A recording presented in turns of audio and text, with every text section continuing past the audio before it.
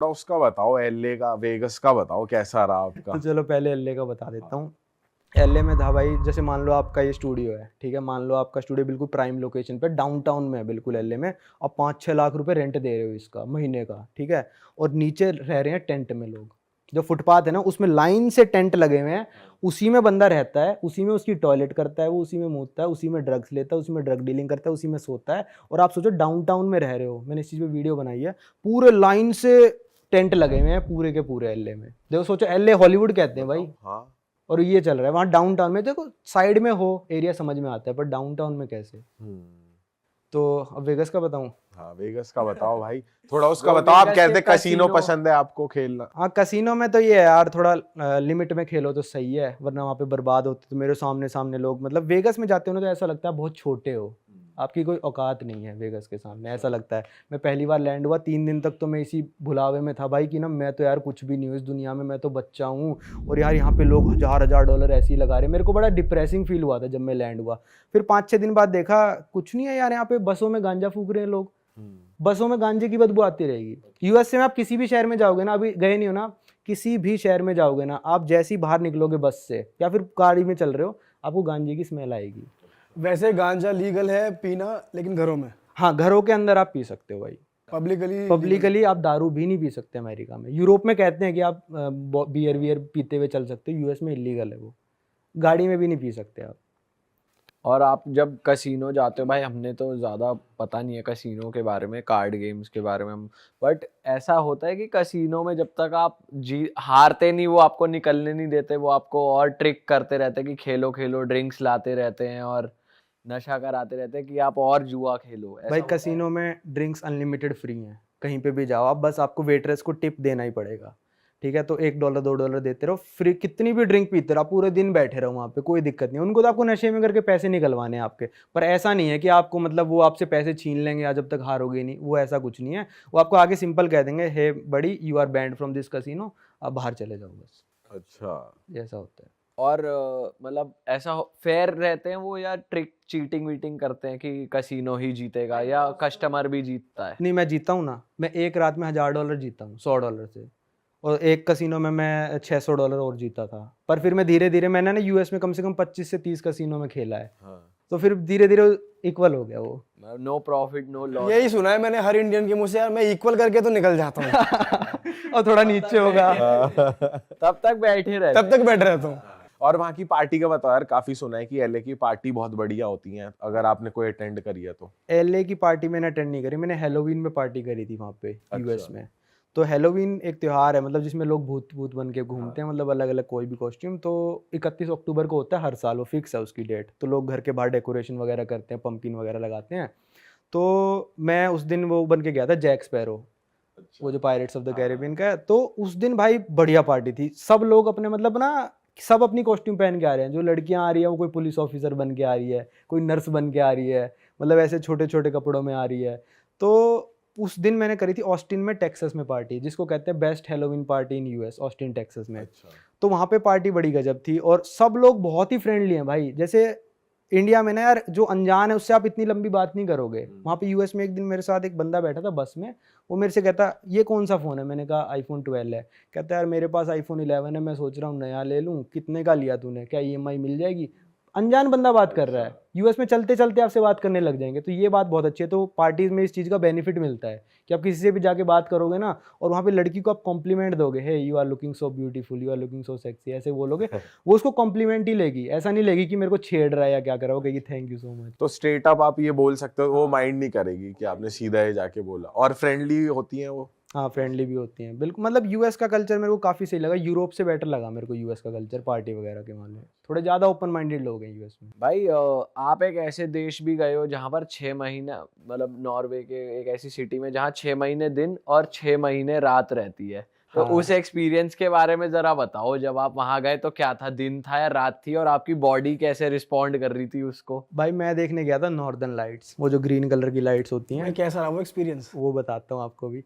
तो northern light देखने गया मैं, गया वो दिखती है नॉर्थ में, सबसे जितना ज़्यादा नॉर्थ जाते जाओगे उतनी ज़्यादा प्रोबेबिलिटी आपकी दिखने की। तो मैं चला गया सबसे northern most settlement in the world, जैसे अपना जो दिल्ली होगा 13 डिग्री नॉर्थ या 20 डिग्री नॉर्थ पे कुछ ऐसा है, मतलब जो इक्वेटर से, तो वो था 78 डिग्रीज नॉर्थ, मतलब बिल्कुल पोल पे पहुंच गया था मैं। तो वहाँ पे जब मैं गया था शायद जनवरी में, और जनवरी में होता है 24 घंटे पिच ब्लैक अंधेरा। मतलब पिच ब्लैक का मतलब आप सोच लो कि जैसे 5 बजे थोड़ा सा दिन हो जाता है ना, वैसा भी नहीं, बिल्कुल ब्लैक, पिच ब्लैक। तो मैं जब लैंड हुआ सुबह 11 बजे, रात हो रही है, तो मैं अपने हॉस्टल पहुंचा 12 बजे के करीब, फिर मैं थोड़ा सो गया, उठा, फिर रात हो रही है, 3 बजे मैं गया रेस्टोरेंट पे खाना खाने।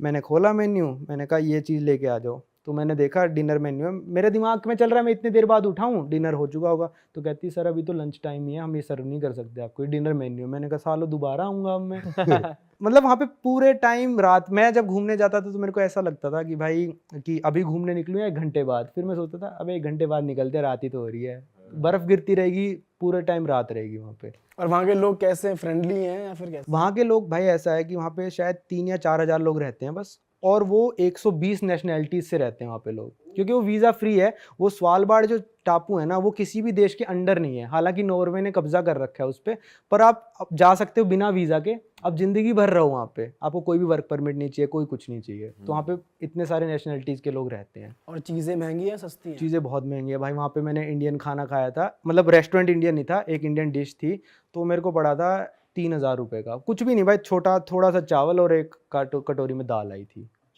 3,000 रुपये पड़े थे। और वहाँ पे इंडियन लोग बसे हुए हैं कुछ या फिर? नहीं, मेरे हिसाब से बहुत कम होंगे, मेरे को कोई नहीं मिला। मतलब वहाँ का कोई लोकल ऐसा नहीं है वहाँ पे? नहीं, लोकल सब बाहर से आ रखे हैं वहाँ पे। और वहाँ पे मतलब अभी नहीं, ये तो महीना गलत हो गया, जून जुलाई में जाओगे तो 24 घंटे दिन, रात ही नहीं होती वहाँ पे। भाई यार बॉडी भी कैसे रिस्पॉन्ड करेगी यार, सो रहे हैं रात को 12 बजे और हो रहा है दिन, तो लगेगी ना, ये रियलाइज रशिया वगैरह में भी होता है, पर रशिया में ऐसा होता है कि रात 3 बजे तक दिन रहेगा या रात 3 बजे तक रात रहेगी, मतलब जितना नॉर्थ में जाते जाओगे उतना। वहाँ पे 24-24 घंटे का चलता है। ये अलग ही सिस्टम है यार भाई सही में। और आप एक ऐसे देश में भी गए हो जहाँ पे अभी 1990 में लोग रह रहे हैं, ना इंटरनेट है ना कुछ है, उस देश के बारे में बताओ। 1990 में रह रहे हैं भाई उस देश में लोग। मैं गया, क्या नाम है उस कंट्री का? एरिट्रिया है। एरिट्रिया है अफ्रीका में, इथोपिया के ऊपर एक देश है एरिट्रिया। 1990 में जी रहे हैं वहाँ पे लोग। वहाँ पे भाई आपका सिम कार्ड बैन है, ठीक है। वहाँ पे आप सिम कार्ड ले सकते हो, उसमें मोबाइल डाटा नहीं चलेगा, आप इंटरनेशनल कॉल नहीं कर सकते। अब मैं मान लो अपने एयरटेल में या जियो में अपना डाटा डलवा के चला गया, वो नहीं चलेगा, मैं इंटरनेशनल कॉलिंग नहीं कर सकता उस देश से। मैं जैसे ही लैंड हुआ, मेरा फ़ोन तो डब्बा बन गया, सिग्नल आने बंद। वहाँ पे वाईफाई बैन है। फोन कैसे हैं वो, नोकिया वाले यूज करते हैं वहां लोग या फिर नहीं, Apple टच स्क्रीन है, एप्पल वगैरह तो नहीं देखा मैंने। तो वहाँ पे जैसे ही मैं उतरा, फ़ोन अपना बंद हो गया, वाईफाई है नहीं होटल में, वाईफाई बैन है। और जो वहाँ पे टीवी आते हैं, सिर्फ टीवी में 2 चैनल आते हैं जो सरकार के हैं, ठीक है। तो भाई एक दिन तो मैं जाके सोया, मैंने कहा 4 दिन टाइम पास करना है, कैसे करना है, मैं तो जाके सो गया भाई एक दिन। अगले दिन उठा, मैंने कहा यार अब मैंने सुना था कि यहाँ पे साइबर कैफ़े हैं, जैसे इंडिया में साइबर कैफ़े होते थे, तो मैंने कहा साइबर कैफ़े ढूंढते हैं।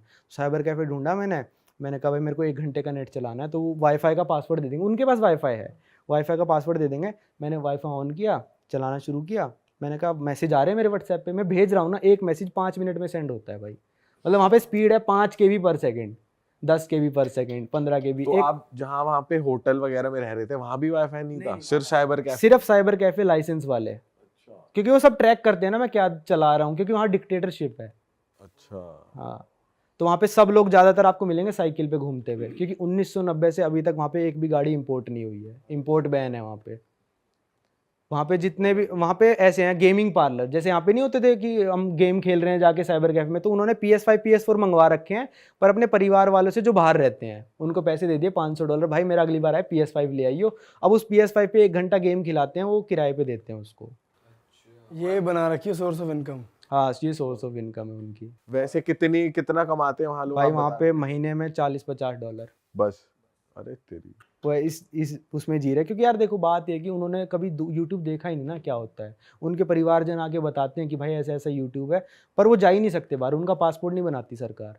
वो जाएंगे बाहर, वापस ही नहीं आएंगे ना। अच्छा, तो जैसे आप वहाँ के लोगों के साथ आपने इंटरेक्ट किया, तो वो वहाँ पे खुश हैं इस चीज़ को लेके? जैसे ज़्यादा भी टेक्नोलॉजी होती है तो लोग परेशान हो जाते हैं, और या तो ये होता है कि भाई हमें भी चाहिए टेक्नोलॉजी।